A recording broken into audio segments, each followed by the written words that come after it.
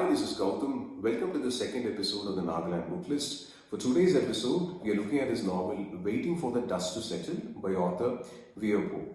Now, this novel is set in the year 1987 in the district of Senapati in the state of Manipur. We follow a young boy, Rakovei. Rakovei is having a peaceful life. His father works in a government office and his evenings are mostly pleasant. He spends time with his friends. He's a very young boy.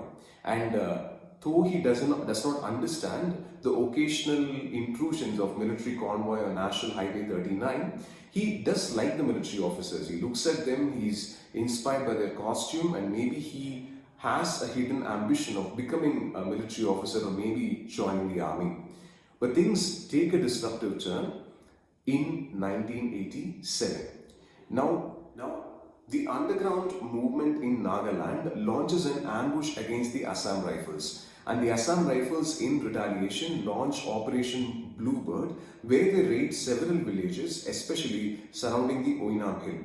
Now, in this retaliation, villagers, one way or the other, are caught in the crossfire between the underground movement and the Assam Rifles, and we see life changing for this young boy Rakovei. More curfews being imposed. He's able to see the landscape change, where demography changes because people are migrating across villages, occasional gunfires, and we see him growing in this conflict zone, and that is the rest of the story. The novel is to be appreciated for addressing several issues. We look at that first. Now, you can see the lifestyle of Rakovei. His interaction with his grandmother was really sweet.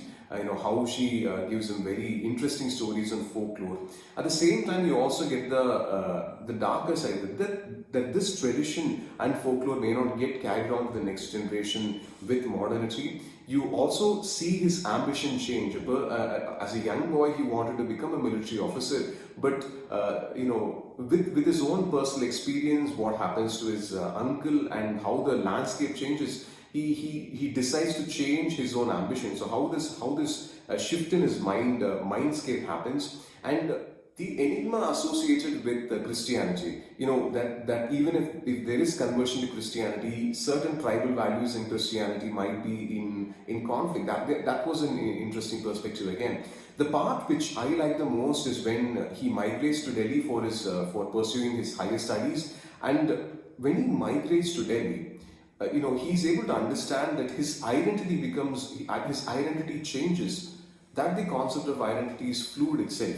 Once he migrates there, it doesn't matter which community or group you belong in the northeastern region, but once you migrate to Delhi, if you're from northeast, you try to stick with people from the northeast because you feel safer with them, even if there are differences in the northeastern region. The downside of the book is that in its effort to address multiple perspectives, starting from all the dimensions which we discussed earlier, including infrastructure, the culture, the internal differences, it's that every dimension is mentioned, but we do not get too much of detailing into all these aspects. So it's that, yes, you do get a glimpse of all that, but it's that the pages simply fly through. There were certain moments of discomfort when they talk about talk about violence, but it doesn't really cut your skin deep because within a few pages, then you go to some other aspects. So that might be one flaw where you're just, yes, you are. It does impact you. You're looking at different dimensions, but since so many are addressed, you may not really stick with and then emotionally connect with any segment of the story. So that I felt is maybe when you try to address all, and in a limited page book, maybe that is that's all the author could do.